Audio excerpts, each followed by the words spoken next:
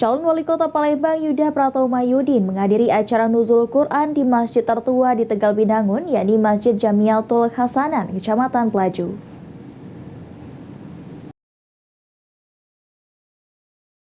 Calon Wali Kota Palembang Yuda Pratomo Mahyudin menghadiri acara nuzul Quran di masjid tertua di Tegal Binangun, Masjid Jamiatul Hasanah, yang beralamat di lorong masjid RT 11 RW 4 Kelurahan Pelaju Darat, Kecamatan Pelaju.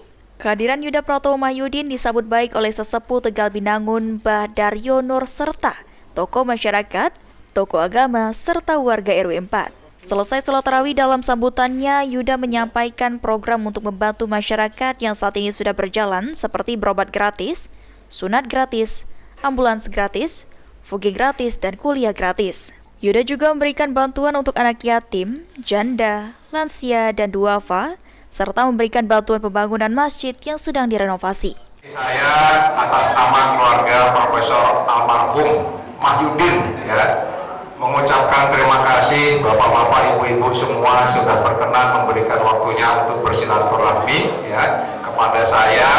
Alhamdulillah dalam momen ini kami masih bisa memberikan santunan sebenarnya kepada anak yatim dan janda lansia, kaum duafa, juga tadi memberikan bantuan ala kadarnya juga kepada Masjid Jamiatul Hasanah ini. Tim Liputan PAL TV.